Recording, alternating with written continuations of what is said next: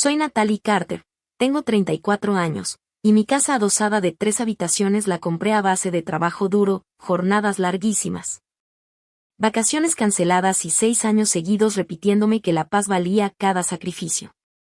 Así que cuando mi papá mandó un mensaje que decía, cena familiar hoy, 6 en punto, supe de inmediato que no era solo una cena.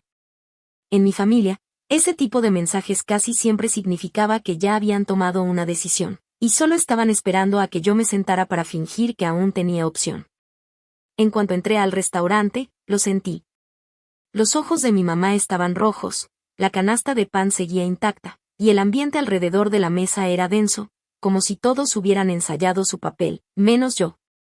Ni siquiera me había quitado el abrigo cuando mi papá carraspeó y empezó a hablar de tiempos difíciles, de la necesidad de estabilidad para los niños, y de cómo algunos en la familia tenían más espacio del que realmente necesitaban.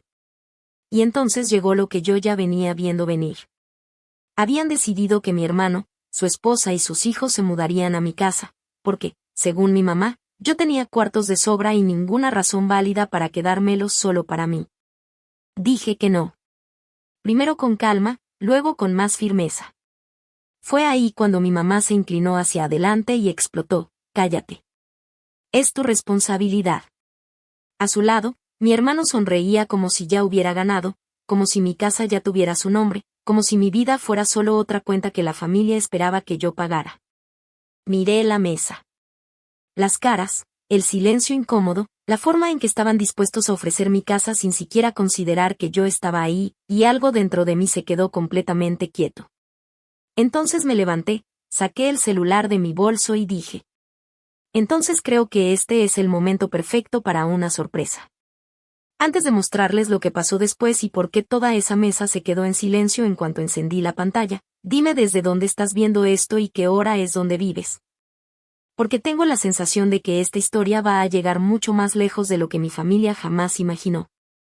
La sonrisa de mi hermano desapareció en el instante en que desbloqueé el teléfono y giré la pantalla hacia el centro de la mesa. No me apresuré. Quería que todos ahí sintieran exactamente lo mismo que yo sentí la primera vez que vi ese video sola en mi cocina.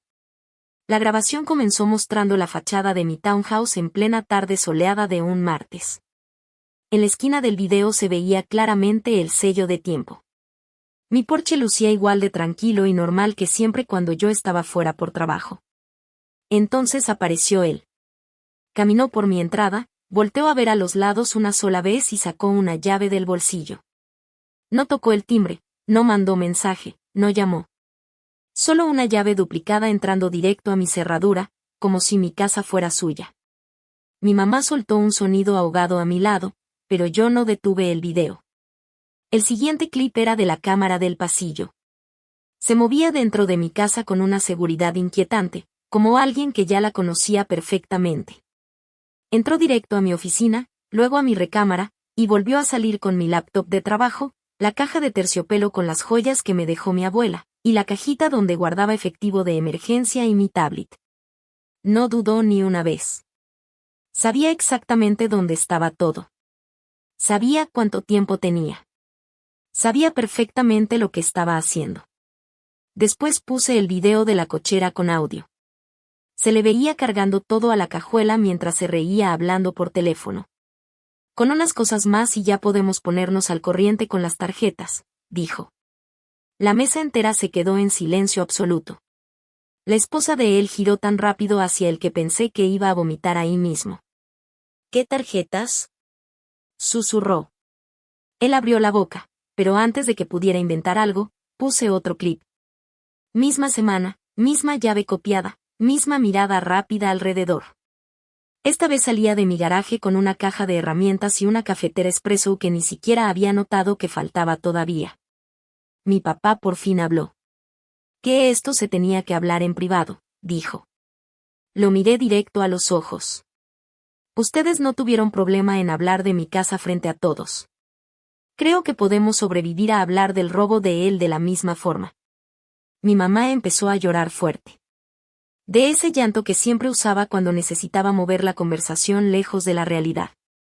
Natalie, ¿por qué haces esto aquí? Dijo. Y eso me dijo todo. No preguntó por qué su hijo había duplicado mi llave. No preguntó por qué llevaba semanas robándome. Solo le importaba por qué yo estaba obligándolo a verlo. La esposa de mi hermano empujó la silla hacia atrás y lo miró como si fuera un desconocido. Me dijiste que tu liquidación nos estaba manteniendo, dijo. Me dijiste que el problema era la nómina. Él se levantó rápido e intentó tomarle el brazo, pero ella se soltó antes de que la tocara. Yo saqué de mi bolsa una hoja impresa con el inventario y la deslicé sobre la mesa hacia mi papá. Laptop, 2100. Joyería valuada, 5400. Efectivo de emergencia, 1800. Tablet y accesorios, 1200. Más de 10.000 en total. Y eso sin contar las cerraduras que tuve que cambiar ni las cámaras que instalé porque las cosas seguían desapareciendo. Mi hermano ya se veía enfermo, pero no avergonzado. Solo asustado. Y en ese momento entendí algo muy claro, él todavía pensaba que esto era sobre haberlo descubierto, no sobre lo que realmente había hecho. Mi mamá me agarró la muñeca y empezó a suplicarme que no llamara a la policía. Se equivocó, susurró. Le solté la mano con calma. Olvidarse de mi cumpleaños es un error. Meter una llave copiada a mi casa 3 veces no es un error, es un delito. Luego miré directo a mi hermano. Y le di la única oportunidad que iba a tener conmigo. Tienes 24 horas, le dije. Entra a una comisaría y di la verdad por tu cuenta, o entrego cada archivo que tengo. Se le fue el color del rostro. Natalie, por favor no hagas esto, dijo. Me levanté. Tomé mi bolsa y dije algo que llevaba años tragándome. Yo no estoy haciendo esto. Solo soy la que por fin dejó de limpiar lo que otros rompen. El camino de regreso a casa debería haber sido dramático, pero no lo fue. Fue silencioso. Claro. Definitivo. Por primera vez en años no estaba acomodando mi enojo para que cupieran las excusas de todos los demás.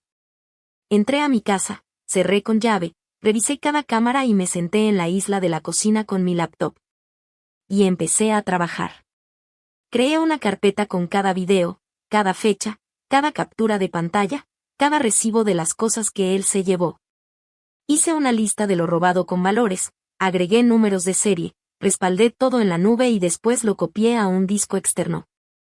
Si después alguien intentaba decir que yo era emocional, vengativa o exagerada, quería que se encontraran con hechos tan bien organizados que se les atragantaran. Alrededor de las 9 de la noche empezaron los mensajes. Primero mi mamá, por favor piensa en los niños. Luego mi papá, tenemos que hablar esto con calma. Después mi hermano, entré en pánico.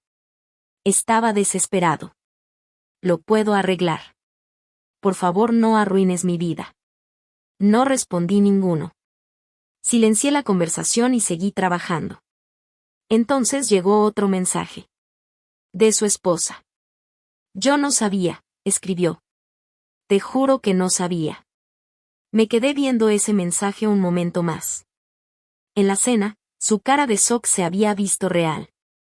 Ahora, se sentía todavía más real. Le contesté. Te creo. Respondió de inmediato. Me llevé a los niños a casa de mi hermana. Él sigue diciendo que iba a reponer todo antes de que te dieras cuenta. Me recargué en la silla y solté una risa corta, casi en silencio. No porque me diera risa, sino porque era patético. Ese tipo de excusa es exactamente lo que dice alguien que ha vivido demasiado tiempo en una familia que siempre se mueve más rápido para protegerlo que para hacerlo responsable de lo que hizo. De verdad pensaba que el problema era el timín. No la llave copiada. No mi recámara. No mi casa. Solo el momento. Le respondí a su esposa y le dije que primero protegiera a los niños y a ella misma. Después puse el teléfono boca abajo y seguí organizando evidencia hasta pasada la medianoche. Lo curioso del enojo es que, cuando deja de arder, se vuelve útil. El mío se volvió orden. A la 1 de la mañana, cada archivo ya tenía etiqueta. A las 2, cada objeto tenía un precio al lado. A las 3 ya no estaba pensando en la cena, estaba pensando en patrones. Mi hermano siempre había sido el de la mala suerte, El que solo necesitaba una oportunidad más, el que siempre tenía una explicación. Y yo siempre había sido la que tenía que entender. Me acordé de cuando tenía 26 años y le pedí a mi papá un préstamo pequeño porque mi coche se descompuso justo antes de una oferta de trabajo mejor. Me miró directo y me dijo: los adultos resuelven sus propios problemas. Me acordé de trabajar fines de semana, de cancelar vacaciones, de vivir de fideos baratos mientras juntaba para esta casa, y de cómo en esa mesa nadie me ofreció ni un solo peso en ese entonces. Pero en cuanto tuve algo estable, en paz, de repente todos recordaron que yo era familia. Al día siguiente, las 24 horas casi se cumplían. Pasé el día fingiendo trabajar mientras miraba el reloj. A las 6:01, sonó el timbre. Revisé la cámara antes de moverme. Era mi papá, parado solo en mi porche, con la misma camisa bien planchada de la cena, pero ahora con la cara cansada. Abrí la puerta, pero no lo dejé entrar. ¿Dónde está él?, pregunté. Mi papá suspiró. Que está en casa. Asentí una vez. Entonces eligió. Él miró detrás de mí hacia el pasillo, como si esperara que la versión vieja de mí apareciera si se quedaba el tiempo suficiente. Natalie, déjame entrar. Tenemos que hablar. Tienes 2 minutos, le dije. Entró y se quedó de pie en mi sala, incómodo, rodeado de un silencio y unos muebles que siempre había llamado egoístas solo porque eran míos. Primero intentó la empatía. Está asustado. Qué bueno, respondí. Debería estarlo. Luego vino la culpa. Piensa en los niños. Lo miré y sentí algo dentro de mí asentarse todavía más. Estoy pensando en ellos, dije. Estoy pensando en qué clase de adultos van a ser si todos a su alrededor les enseñan que robarle a la familia es algo que otros tienen que aguantar por paz. Se frotó la frente. Tomó una muy mala decisión. Más de una, respondí. No sigamos maquillándolo en singular. Y entonces llegó la frase que ya sabía que iba a decir. Si haces esto, lo va a seguir toda su vida. Me quedé viéndolo fijo. Cuando necesité ayuda para comprar mi primer coche, tú me dijiste que los adultos resolvían sus propios problemas. Cuando trabajaba horas extra para ahorrar para esta casa, tú dijiste que el sufrimiento formaba carácter. Hice una pausa, sin apartar la mirada. Entonces dime, ¿por qué la responsabilidad solo importa cuando se trata de mí? Abrió la boca, y luego la cerró. No tenía una respuesta que no lo dejara en evidencia. Su último recurso fue el de siempre en mi familia. Bajó la voz y soltó. Somos familia. Ahí estaba. La palabra mágica que solo usaban cuando necesitaban algo de mí. Saqué el celular del bolsillo. La familia no lo detuvo de copiar mi llave, dije.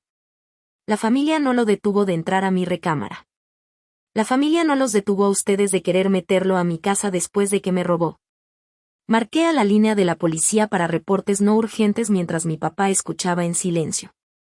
Dije mi nombre, mi dirección y expliqué que estaba reportando un robo con evidencia en video, múltiples entradas y un inventario completo de lo robado.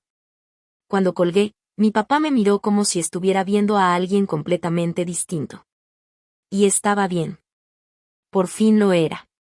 Esa misma tarde llegaron 2 oficiales. Les entregué todo, los videos, el inventario, los recibos, los timestamps, las capturas de alertas del celular y los números de serie que había rastreado desde correos antiguos de compra. Una de las oficiales, una mujer de mirada cansada y voz firme, de esas que ya han visto todo tipo de problemas familiares, revisó el video del pasillo 2 veces. Esto es fuerte, dijo. Muy sólido. Le dije que lo sabía. Me preguntó si quería proceder con cargos. Dije que sí sin dejarla terminar la pregunta. Había pasado demasiados años esperando que alguien más en mi familia hiciera lo correcto. Ya no iba a esperar. Me explicó el proceso, levantó el reporte y dijo que con evidencia tan clara los casos normalmente avanzaban rápido. Rápido resultó ser 48 horas. Esa mañana estaba en el trabajo, en una junta sobre retroalimentación de usuarios, cuando mi teléfono vibró 3 veces seguidas. Primer mensaje, mi mamá. ¿Cómo pudiste? Segundo, mi papá. Llámame ahora. Tercero, mi hermano. Era una foto borrosa de sus manos esposadas afuera de la casa de mis papás. En el fondo se veían dos vecinos parados en su jardín, fingiendo no mirar. «Ya estás feliz», escribió. Me quedé viendo la imagen un segundo más de lo necesario, no por culpa, sino porque incluso así, con esposas en las manos, todavía creía que la historia giraba alrededor de mi reacción y no de sus decisiones. Puse el celular boca abajo y seguí con la reunión. Mi vida siguió. Eso era lo que él nunca entendió. Mi mundo ya no giraba alrededor de su caos. En el camino de regreso a casa llamé a mi papá de vuelta. Contestó de inmediato, con la voz tensa, llena de enojo. Lo arrestaron enfrente de todo el vecindario. Yo seguí manejando, sin quitar la vista del camino. Y él me robó mientras yo estaba trabajando, dije. Y todavía se sentó a cenar mientras ustedes intentaban meterlo a mi casa. No sé qué final privado esperaban. Tu madre está histérica, soltó.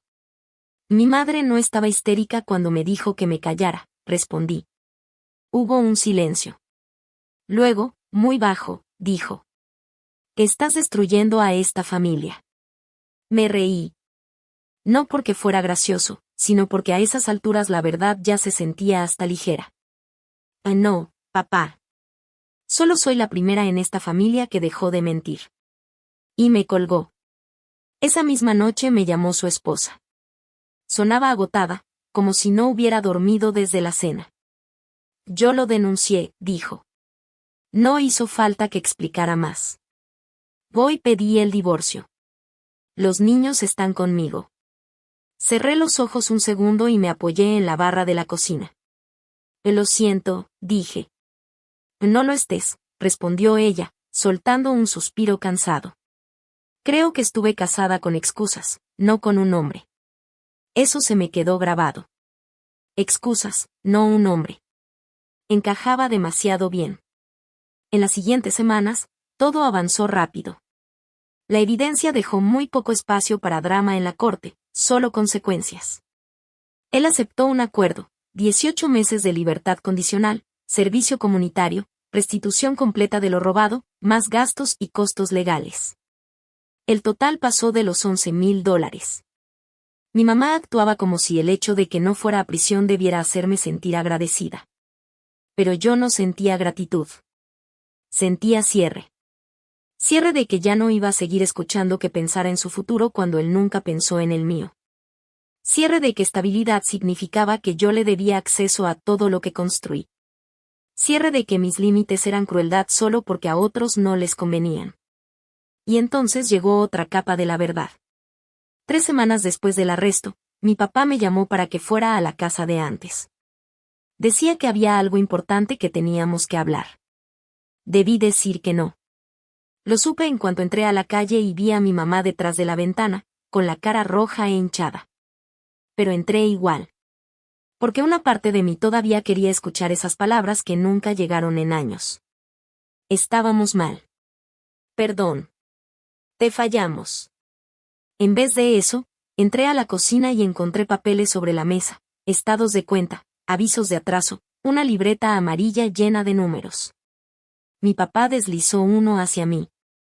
Era una línea de crédito hipotecaria. $45,000. Abierta casi 2 años atrás. 3 pagos atrasados. Levanté la mirada lentamente. ¿Qué es esto? Mi mamá respondió primero, porque nunca podía aguantar el silencio cuando tenía miedo. Lo ayudamos. Volví a mirar el papel. $45,000. Mi papá carraspeó. Parte era deuda de tarjetas, otra parte era renta atrasada. Algunas cosas fueron después del despido, dijo mi mamá de golpe. Y lo demás, el abogado y la fianza. Me recargué en la silla y solo los miré. Incluso después de todo, lo habían hecho. Habían seguido metiendo dinero en un incendio y llamándole amor. Habían seguido sacrificándose para que él no sintiera el peso completo de lo que hizo. El banco nos está amenazando con quitar la casa, dijo mi papá. Solo necesitamos ponernos al corriente. Ahí estaba la razón real por la que me habían llamado. No una disculpa. No responsabilidad. Una cuenta. Volví a ver el estado de cuenta y sentí ese mismo frío tranquilo regresar.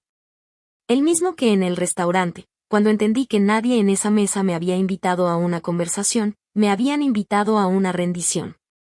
Mi mamá intentó tomarme la mano sobre la mesa de la cocina, pero la retiré antes de que me tocara. No estamos pidiendo mucho, dijo. Solo un apoyo hasta que nos estabilicemos. Solté una risa corta, sin humor. ¿Destabilizarnos con qué plan, mamá? Papá está retirado. Tú no trabajas hace años. Él tiene multas, restitución, gastos legales, y ni siquiera un trabajo estable. ¿De dónde exactamente quieren que salga el dinero? La mandíbula de mi papá se tensó. Somos familia, Natalie. Casi me dio risa otra vez. Claro que lo dijo. Esa palabra siempre aparecía justo a tiempo cuando necesitaban que yo ignorara la realidad por conveniencia. Lo miré directo. Cuando tenía 26 y mi coche se descompuso antes de empezar un mejor trabajo, tú me dijiste que los adultos resuelven sus propios problemas.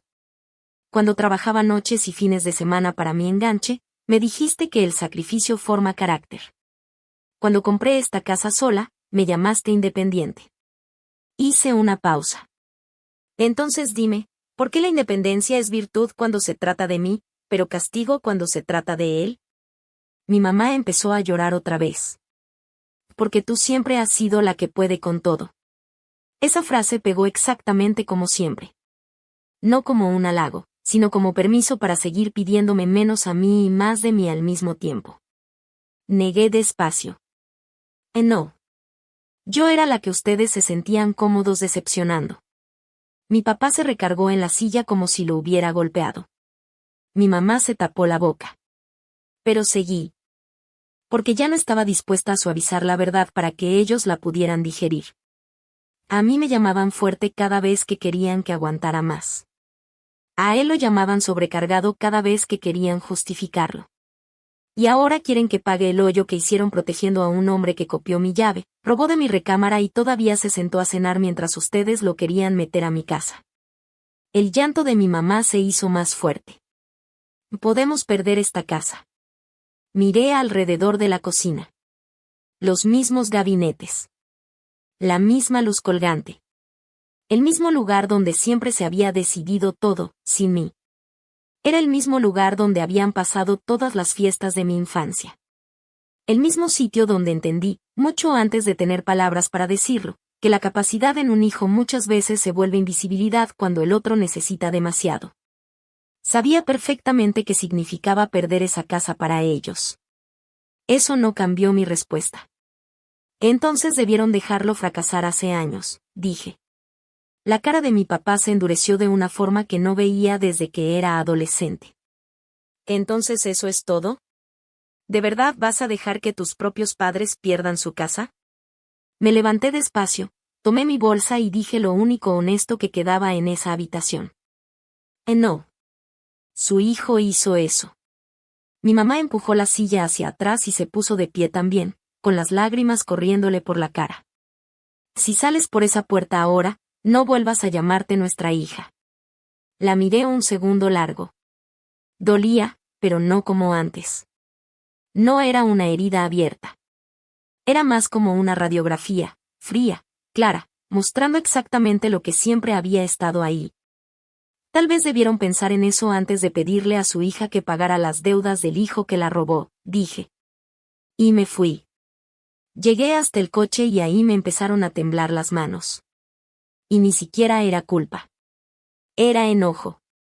No por haber dicho que no, sino porque después de todo, ellos todavía creían que lo peor de esta historia era que yo no los había salvado. El desastre se esparció rápido. Las familias como la mía funcionan con versiones editadas de la verdad. En pocos días, medio parentesco ya sabía que yo me había negado a ayudar a mis papás a salvar su casa, pero solo unos cuantos sabían por qué. Un primo me escribió diciendo que me estaban llamando fría. Mi tía Denise llamó y me dijo. Que hablen. Ella siempre había sido la única adulta en la familia que no se dejaba llevar por el teatro emocional. Me hizo una sola pregunta. ¿Les dijeron del crédito? Me reí con amargura. Claro que no. Déjame adivinar, dijo ella. Se saltaron la parte donde pidieron prestado contra su propia casa para seguir financiándolo, y ahora quieren que tú lo pagues. Exacto. No dudó ni un segundo. Entonces, si alguien pregunta, yo digo la verdad. 2 días después lo hizo. Al parecer, mi mamá intentó pintarme como la hija sin corazón en una comida de la iglesia. Y mi tía Denise, con toda calma, preguntó frente a 3 familiares más si también esperaban que Natalie pagara los $45,000 que habían sacado para cubrir las deudas de Isen, su fianza y su abogado. Según mi primo, el silencio en la mesa fue tan pesado que se oían los cubiertos. Ahí fue cuando la historia empezó a romperse a mi favor. Porque cuando la gente escucha números reales, hechos reales, tiempos reales, la compasión deja de ir automáticamente al lugar equivocado. Mi hermano dejó de verse como una tragedia. Empezó a verse como lo que era, un hombre adulto cuya vida entera había sido sostenida con sacrificios ajenos, hasta que la cuenta ya no se pudo esconder. Mis papás aguantaron un poco más en esa casa. Pero no mucho. Entre el crédito hipotecario, los pagos atrasados, los gastos legales y todo el dinero que ya habían quemado tratando de mantenerlo a flote, ya no les quedaba margen. En 2 meses, tuvieron que vender la casa y mudarse a un departamento de 2 recámaras del otro lado de la ciudad, mucho más pequeño, mucho más incómodo. Y como en esta familia no se aprendía nada, mi hermano terminó viviendo con ellos. 3 adultos en un departamento reducido. Mi papá durmiendo mal. Mi mamá llorando más seguido. Y mi hermano en el sillón, sin trabajo, enojado, y todavía actuando como la víctima de una historia que él mismo escribió. Yo me enteraba de casi todo por mi tía y por un primo que dejó de hacerse el neutral en cuanto salieron los hechos. Mi hermano dejó de ver a sus hijos con regularidad. Su esposa pidió más custodia. El juez se la dio, porque un hombre con libertad condicional, sin estabilidad y con antecedentes de robo no se ve exactamente como alguien confiable. Y cada vez que me llegaba una actualización, pensé que iba a sentir algo fuerte, satisfacción, alivio, lástima. Pero lo que más sentía era distancia. Como si por fin hubiera salido de una tormenta en la que viví tanto tiempo, que se me olvidó que no todos viven dentro del caos.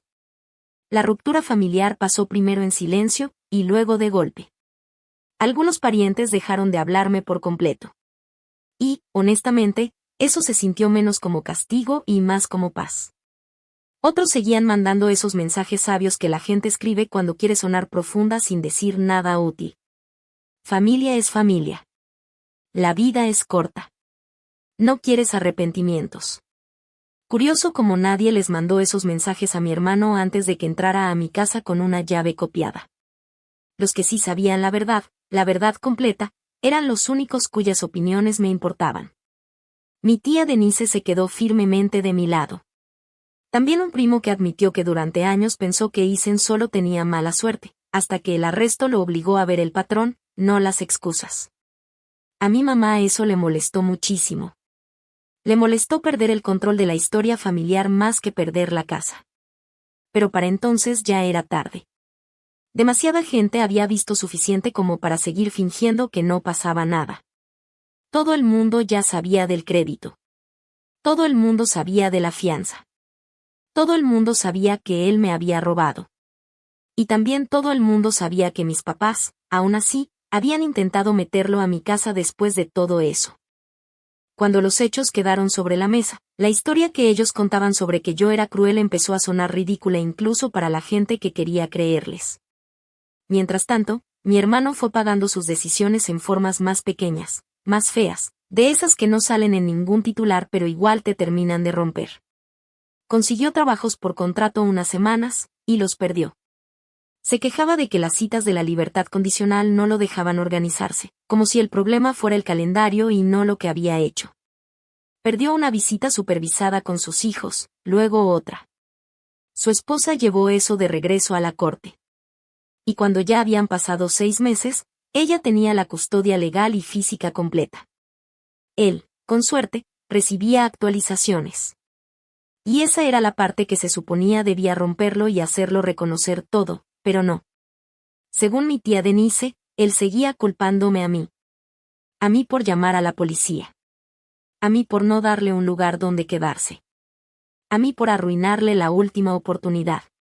Como si su vida le hubiera pasado a él, y no a través de él. Lo más raro era lo poco que eso ya me afectaba. Un año antes me habría quitado el sueño. Ahora solo sonaba como alguien demasiado débil para sostener su propio reflejo. Mi vida, fuera de todo eso, se volvió casi ridículamente tranquila. Trabajaba. Dormía bien. Volvía al gym. Cocinaba los domingos. Usé el tercer cuarto como oficina y por fin convertí el cuarto de visitas en un espacio de ejercicio en vez de dejarlo vacío por si alguien venía, alguien que nunca venía. Mejoré el sistema de seguridad, cambié todas las cerraduras, agregué alertas de reconocimiento facial y dejé de disculparme por preferir la paz antes que las apariencias. A veces me acordaba de aquella cena, y pensaba cuántos años perdí intentando ser la razonable en una familia que solo respetaba la razón cuando les convenía. Hasta que un sábado por la tarde, 6 meses después del arresto, me topé con mi mamá en el supermercado. Fue en la sección de frutas y verduras. Nos quedamos congeladas, como dos desconocidas que se reconocen de otra vida. Se veía más pequeña. Cansada de una forma que el maquillaje ya no tapa. Y yo también sabía que no me veía igual. Hay un tipo de descanso que te cambia la cara cuando dejas de cargar gente que nunca iba a cargar contigo. Natalie, dijo ella, suave. Mamá. Por un segundo ninguna se movió. Luego me dijo. Te ves bien. Asentí un poco. Y gracias, tú también. Era una mentira educada. Pero necesaria. Miró mi carrito, luego volvió a verme. ¿Y la casa? Bien, respondí. Tranquila. Segura. Sin robos últimamente. Se le tensó un poco la cara. Me lo merezco, dijo. Sí, le contesté. ¿Tú lo hiciste? Tal vez fue el primer intercambio honesto que tuvimos en años, sin que nadie interrumpiera para suavizarlo. Me preguntó si algún día podríamos hablar. Le dije que quizá, pero no todavía. Asintió como si ya lo esperara. Después, tras una pausa, dijo. Y él está trabajando. La miré con cuidado. Tiempo completo en una ferretería. Lo odia, pero va. Qué bueno, respondí. Tragó saliva y desvió la mirada. Estamos en terapia. Terapia financiera y terapia familiar. Tu papá también. No dije nada. No porque quisiera castigarla, sino porque estaba tratando de entender si aún sentía algo o ya no. Finalmente pregunté. ¿Eso es porque por fin entendieron lo que pasó, o porque perderlo todo salió caro? Esa le pegó. Me miró directo, con los ojos brillosos pero sin llorar esta vez. Las dos cosas, dijo. Y eso también fue honesto. Lo respeté más que todo el llanto anterior. Nos quedamos ahí, en el pasillo de frutas y verduras, con manzanas entre nosotras como si fueran parte de un escenario de tragedia suburbana. Y por primera vez no me sentí como una hija tratando de ser elegida. Me sentí como una mujer hablando con otra adulta que tomó decisiones desastrosas, y que apenas estaba aprendiendo lo que cuestan los límites cuando los ignoras demasiado tiempo. Antes de irnos, me dijo. Tu hermano a veces pregunta por ti. Ajusté el agarre del carrito. Dile que estoy bien. Y dile que si se acerca otra vez a mi casa, las cámaras siguen grabando. Le salió una sonrisa cansada, casi sin ganas. Se lo diré. Y nos fuimos en direcciones opuestas, como tenía sentido. Carritos separados. Vidas separadas. Consecuencias separadas. Esa noche llegué a casa, guardé las compras y me quedé unos minutos en la cocina con un silencio de esos que solo entiendes cuando casi lo pierdes todo. La casa se sentía mía de una forma distinta. No porque nunca hubiera pasado nada, sino porque por fin la había defendido sin pedir perdón. La semana siguiente llegó una carta en el buzón con la letra de mi hermano. Casi la tiré sin abrirla. Pero la llevé adentro, la dejé en la barra, me hice café y esperé a no sentir nada antes de abrirla. Era corta. Decía que lo sentía. Que no esperaba perdón. Que odiaba en lo que se había convertido su vida y que ya no tenía a quien culpar más que a sí mismo. Que estaba tratando de mejorar, un día a la vez. Un año antes, esas palabras me habrían movido algo por dentro. Ahora solo estaban ahí, ordenadas, pequeñas, demasiado tarde. Doblé la hoja una vez y la guardé en un cajón. No porque no importara, sino porque una disculpa no es lo mismo que la confianza, y por fin ya sabía la diferencia. Días después, mi papá mandó un correo. Más largo. Más directo. Decía que no estaba pidiendo perdón. Decía que él y mi mamá estaban intentando entender que tan mal habían fallado a sus dos hijos, a uno por rescatarlo tanto que nunca creció, y a la otra por cargarla tanto que aprendió a no necesitarlos. Decía que la terapia lo había obligado a admitir cosas que debió haber admitido hace 20 años. Que confundió proteger a su hijo con amarlo. Que me llamó fuerte cada vez que le convenía no apoyarme. Leí ese correo 2 veces. Después cerré la laptop y me quedé ahí, con la mano encima como si eso pudiera acomodar algo dentro de mí. No arreglaba nada. No borraba la cena en el restaurante. No borraba a mi mamá diciéndome que me callara. No borraba esa sensación de ver a mi hermano caminando por mi casa en las cámaras, como un extraño usando la cara de la familia. Pero era real.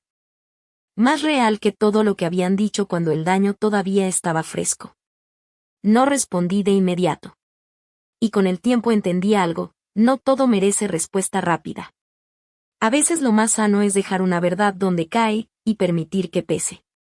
En los meses siguientes supe cosas por mi tía Denise. Mi hermano siguió trabajando. Mis papás no lo dejaron regresar a vivir con ellos después de que dejó el departamento que rentó por un tiempo con un amigo. Mi mamá dejó de llorar cada vez que escuchaba su nombre y empezó a hacer preguntas más incómodas. Mi papá se volvió casi rígido con el dinero. Al parecer, los problemas reales por fin le enseñaron algo que el amor nunca logró. Yo seguí con mi vida.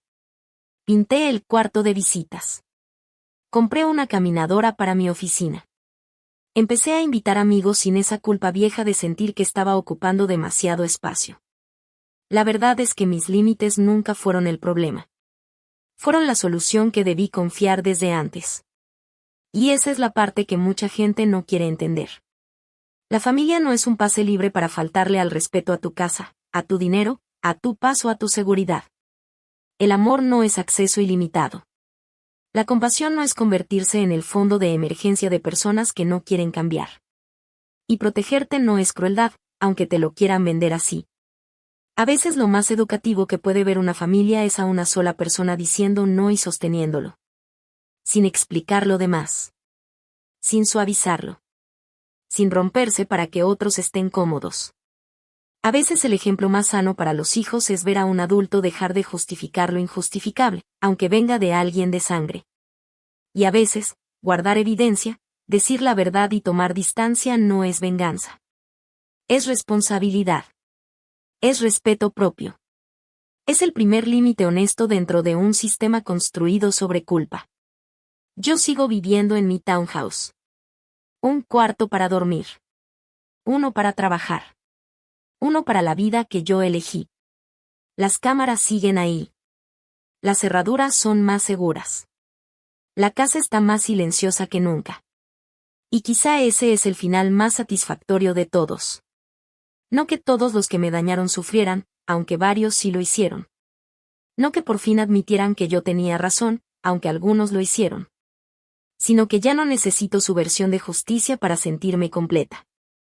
Construí una vida a la que no pudieron entrar a la fuerza, y la sostuve. Eso vale más que cualquier disculpa. Si alguna vez has tenido que decirle no a tu familia solo para proteger tu paz, entonces ya sabes lo solitario que se siente en el momento, y lo mucho que cambia tu vida cuando el ruido por fin se apaga. Así que dime algo honesto, ¿alguna vez tuviste que convertirte en el villano de la historia de alguien más solo para dejar de abandonarte a ti mismo?